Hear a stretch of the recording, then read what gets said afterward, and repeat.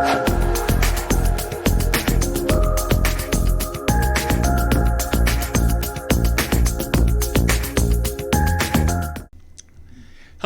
and welcome to Cybersecurity Awareness TV, episode 384, recorded January 28th, 2022. I'm your host, Mac Jackson Jr. I'm a cybersecurity professional and a researcher. If this is the first time you've seen my show, just want to let you know that we provide cybersecurity tips, news, and interviews on today's cyber crimes and ways you can protect yourselves from cyber criminals out there that are looking for your personal identifiable information to gain profits. If you'd like to find out more about my company, you can go to my website, and that's at macjacksonjr.com. That's macjacksonjr.com. Also, you can check out my other company's website at Vanderson Cyber Group. That's vandersoncybergroup.com as well for information on how you protect your business and your individual personnel and, of course, your family from these cyber threats.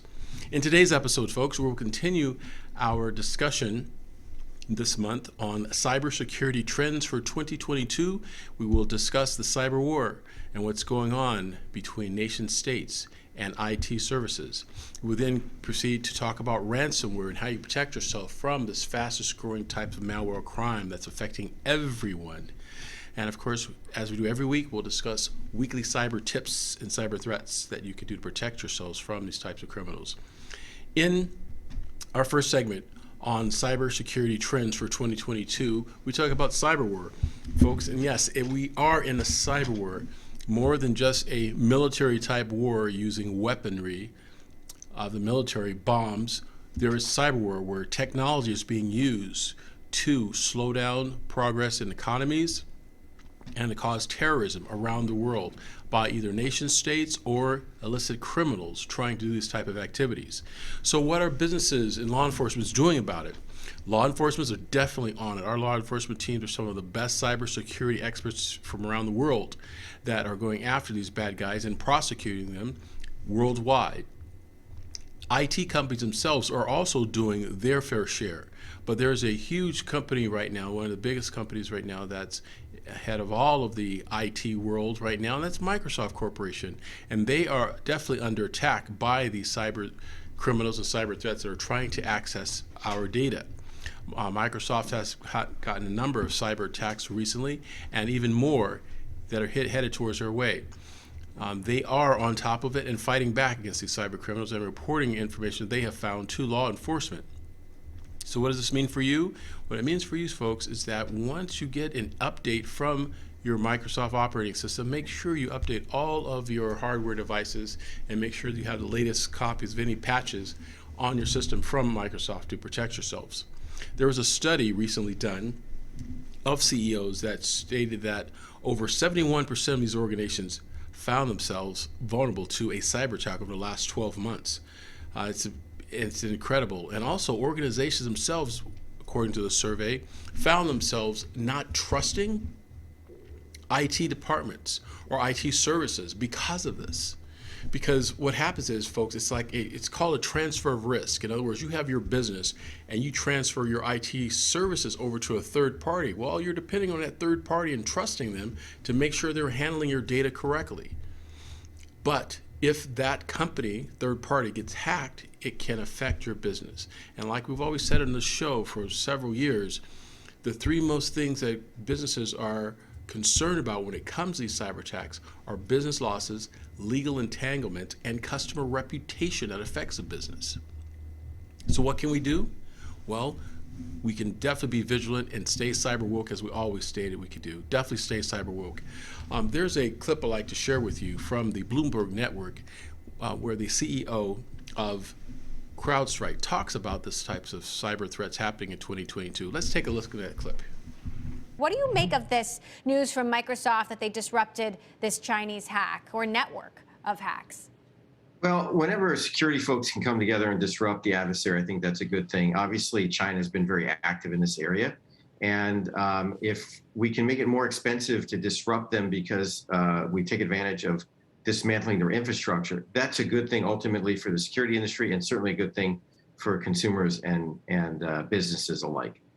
You've got a new survey out on the cybersecurity landscape. What are the major trends, the major threats, and what's happening for us in 2022?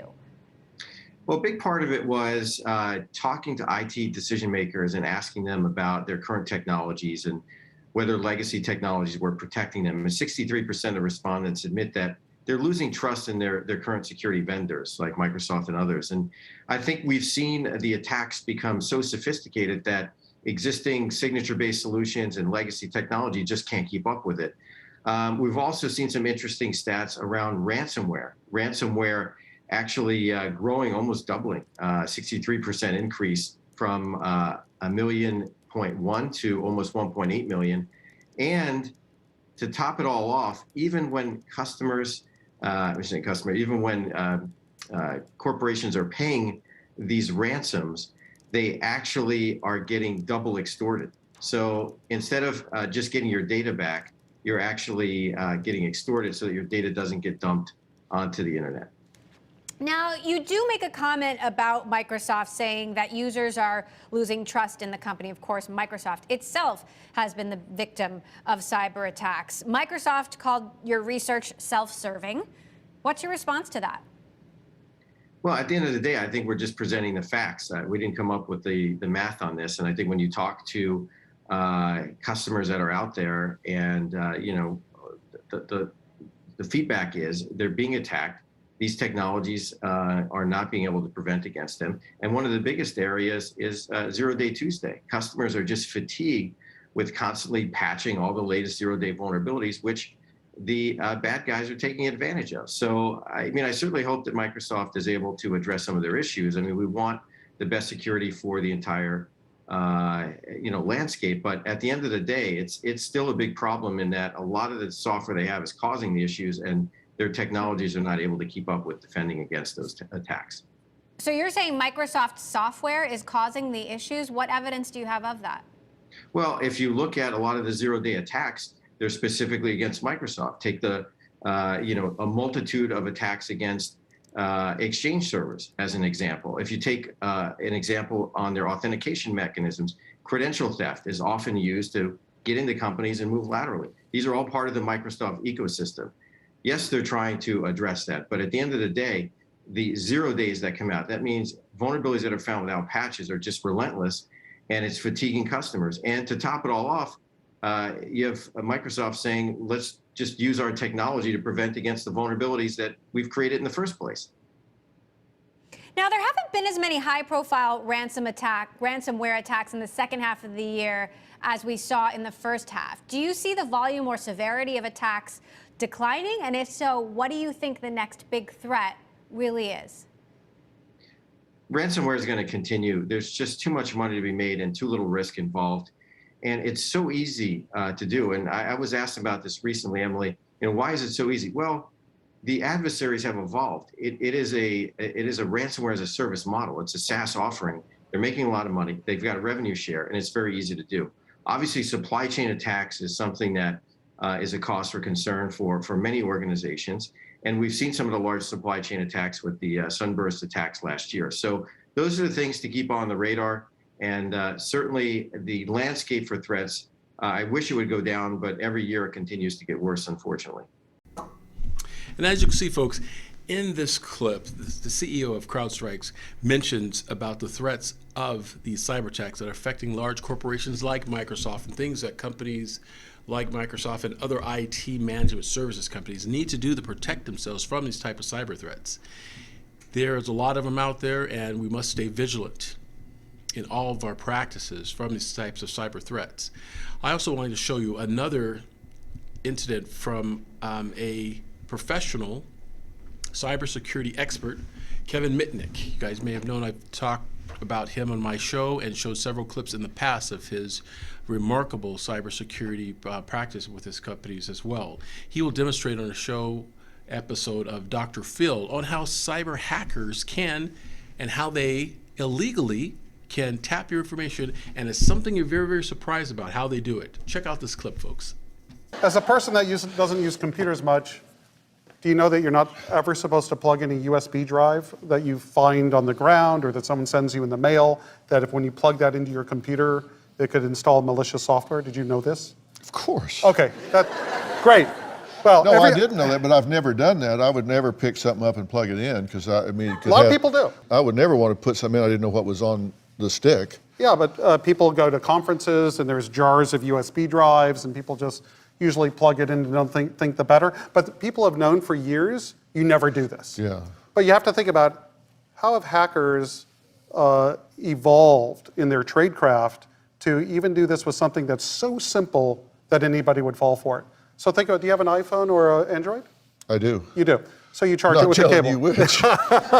So you charge the phone, right, with the cable? Yes, right. What if I could tell you we could modify that cable so when it's plugged into your computer that we could remotely command the cable to install malware on your computer? The cable? The cable itself, and I'm going to show you in a second. You're talking about a little white? Yeah, right here. Doesn't that look like an ordinary charging cable to you? Yeah. How do you get the cable to the victim? Well, if you have on-site access, you're in a company and you could swap it out.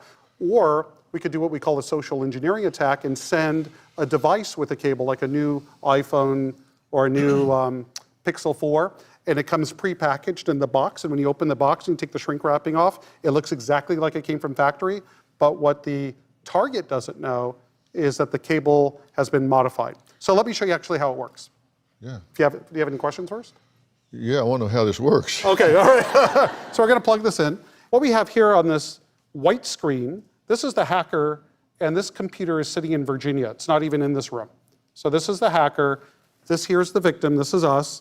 We've plugged in the cable, and now what the attacker is going to do is command the cable to install malware, malicious software on the computer, so the hacker has complete control.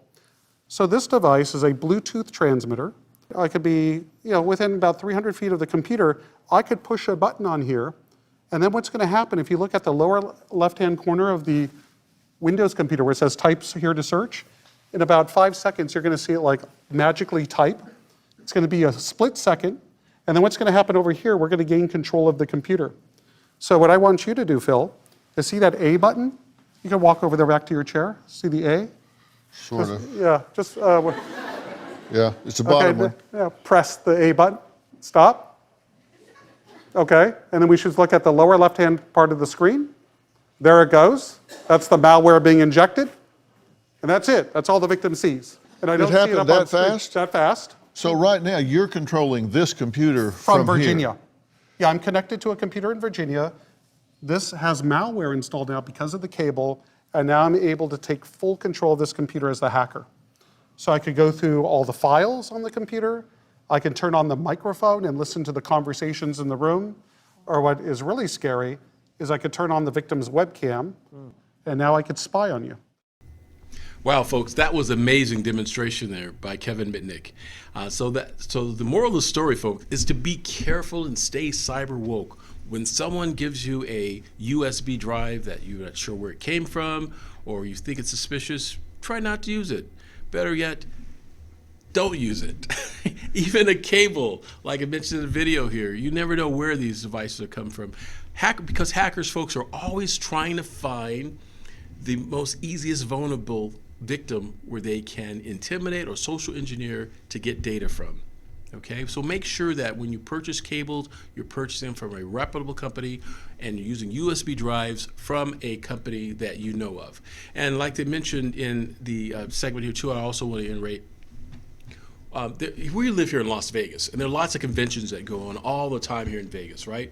And you go to different booths, and the people that are at the booth, they will have USB drives, and back in the day they had CD-ROMs, and before then there were floppy disks. They would give out samples to people where they would have demonstrations of their products. Well now, folks, that's not, as the young kids would say, cool anymore, right? That's so 5 minutes ago, right? You can't do that because you don't know where that disk has been. You never know. So definitely don't use it. And in your operations of your office, you should also let your staff know about your BYOD policy, bringing your own device and using the USB drives on their laptops and desktops.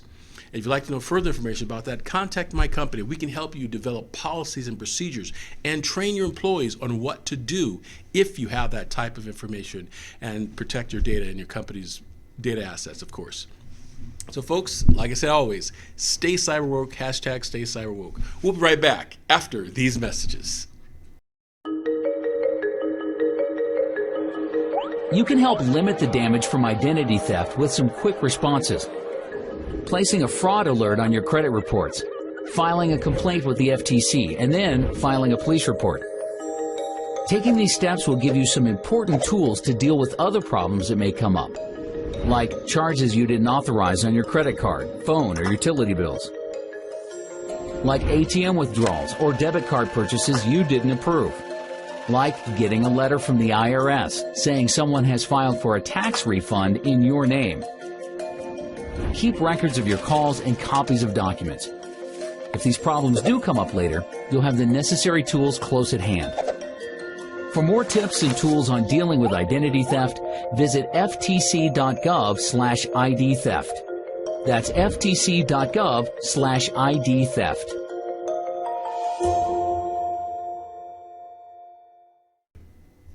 Hi folks, welcome back to Cybersecurity Awareness TV. I'm your host, Mac Jackson Jr. For more information about my company, go to my website at macjacksonjr.com. That's macjacksonjr.com. Remember to share, like, and tell a friend about cybersecurity awareness tips you learn in the show. In this segment, we are stressing again, folks, ransomware. I want to stress it again because so much is going on with this devastating type of malware that has affected companies from around the world. Like I mentioned in my first segment, folks, over 71% of businesses and organizations in a survey, anonymous survey done, of course, stated that yes, they were victims of ransomware within their organization. And of course, they want to keep it anonymous because, folks, the reputation, the legal entanglements, and the business losses that will cost organizations if people knew that they had a ransomware attack. So yes, they are definitely keeping it quiet. But some companies can't keep it quiet. For example, the healthcare world, the healthcare industry. Folks, there's been ransomware attacks that have affected healthcare hospitals all over the world, but especially here in the U.S., from Atlanta, Georgia to the west coast of California, there's been healthcare industries that have had their facilities locked, their data records of patients locked up in a time of emergency, especially now during our pandemic, where hospital staff cannot find information or have access to that patient's information because some cyber hacker around the world has demanded that they pay some ransomware in order to get their data back. A lot of these companies are paying for this information to get their data back. But again, FBI and law enforcement are saying, we cannot start a precedent of companies paying this type of money because that will cause the bad guys to continue to do it even more. And here's another part of it, folks. There were several different ransomware companies that our law enforcement have prosecuted. And folks, what law enforcement has found? These companies are making so much money that they are now asking other bad guys to jump on board and take some of their work.